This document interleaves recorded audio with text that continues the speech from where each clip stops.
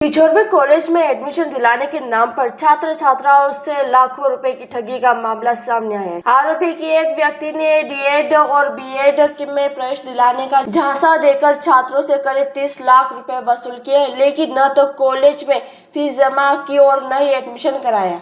मामला पिछोर के शिवपुरी रोड स्थित जीआईटीएम ऑफिस का है। यहाँ ग्वालियर निवासी प्रमोद शर्मा का आरोप है कि उसने दतिया, इंदरगढ़ और ग्वालियर के विभिन्न कॉलेजों में डीएड और बीएड में एडमिशन कराने का भरोसा देकर छात्र छात्राओं से फीस के नाम पर रुपए लिए।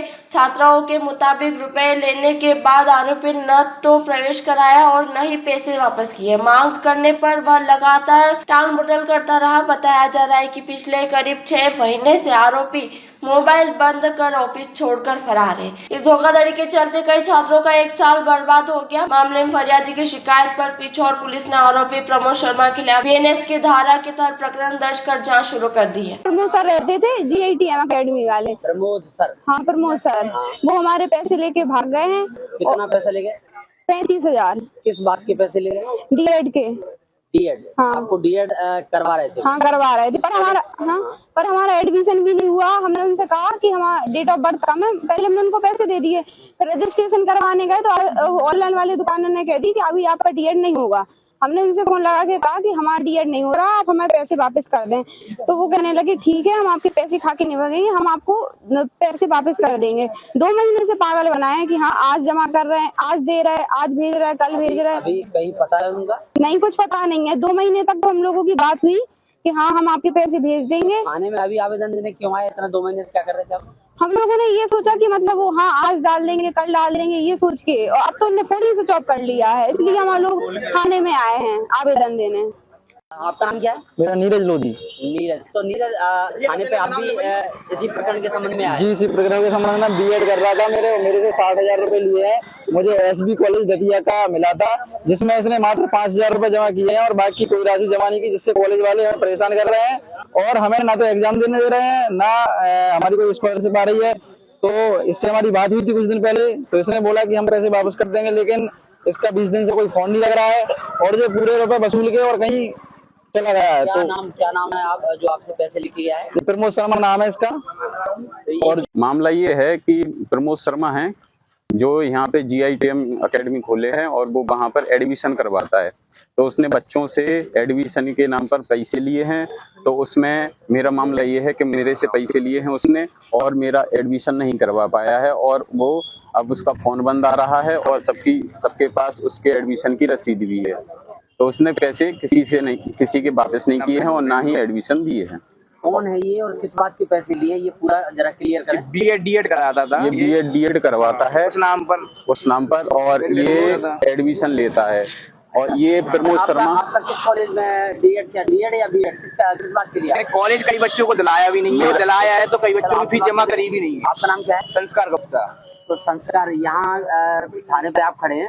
आप किस विषय को लेके आए? हम इस विषय को लेकर आए। हम करीब 70-80 लोग हैं और ज्यादा ही लोग हैं। हम लोगों का ये है कि हम सब से फीस जमा कराई गई है और 40-50 बच्चे ऐसे हैं कि जिसके मतलब फीस जमा हो गई है, कॉलेज भी नहीं मिला है। और 30-40 लोग ऐसे हैं जिनको कॉलेज मिल चुका और कॉलेज के द्वारा उनको फीस जमा नहीं की गई है। अच्छा, कौन सा कॉलेज है? राम राजा दतिया है, रावतपुरा है, एसबी कॉलेज है, दतिया के कॉलेज है सबसे ज्यादा। ये कितने कॉलेज होंगे लगभग? लगभग होंगे 10-12 कॉलेज हैं जो लोग दलाल के थ्रू अपनी वो करवाते हैं। अच्छा। एडमिशन लेते हैं। और गवर्नमेंट कॉलेज है प्राइवेट? गवर्नमेंट, सब गवर्नमेंट कॉलेज है। प्राइवेट दोनों है। प्राइवेट है, गवर्नमेंट गवर्नमेंट। इनकी संख्या कितनी होगी? 5, 6, 7 कितना? 10 के आसपास 10 कॉलेज है। दतिया के हैं, ग्वालियर के हैं। तो इन कॉलेज में क्या डीएड बीएड के नाम से एडमिशन कराने के लिए ये पैसा लेता है? हाँ। कौन है ये? प्रमोद शर्मा है। प्रमोद शर्मा। हाँ। कहाँ का निवासी है ये? केरुआ का है। केरुआ का। फादर का नाम मालूम है इसके? हाँ। क्या नाम है? अशोक शर्मा। उम्र होगी इसकी 40 के आसपास होगी। जे की उसके जीआईटीएम थी इसकी। हाँ। कहाँ पर रहता था? नितिन पारसर, मांगीलाल पारसर, उनके लड़की है नितिन पारसर की, उनकी बिल्डिंग थी, उसी में वो रहता था किराए से। वहीं से ये सब संस्था वो चलाता था फर्जी। तुमसे कितना पैसा लिया? हमसे पर्सनल 60,000 रुपए हमसे लिया है। एडमिशन कराने का? राम राजा दतिया कॉलेज में एडमिशन कराया था और कॉलेज में इसने फीस जमा हमारी नहीं की। हमसे पैसे पूरे ले चुका है, जिसकी हमारे पास पर्ची भी है। अभी ये कहाँ है? अभी ये भाग चुका है और नंबर बंद है इसका। अच्छा, तो अभी थाने में क्या चाह रहे हो? हम तो थाने पर ये चाह रहे हैं हम लोग आवेदन देने गए थे थाने पर, आवेदन हमारी एफआईआर नहीं लिखी गई है, केवल आवेदन लिया गया है। आज हम अपनी एफआईआर कटवाने के सब लोग इकट्ठे हुए हैं और कार्रवाई आगे की जाए और हमारे पैसे वापस दिए जाएं। बिल्कुल। प्रमोद सेन जो जीआईएमटी कॉलेज का है और उसके पास मैं बीएड करने के लिए गया था, तो मैंने उससे पूछा कि कितने की होगी, तो उसने ये बताया कि आपकी 50,000 की होगी। तो मैंने उससे पूछा कि 50,000 की तो होती नहीं, बोले मेरी लिंक है, लिंक के थ्रू आपकी बीएड कंप्लीट करा देंगे। तो मैंने उससे ये पूछा कि फर्स्ट इंस्टॉलमेंट आप कितनी लेंगे, तो बोले 5-5 हजार की आपको दे देना इजी।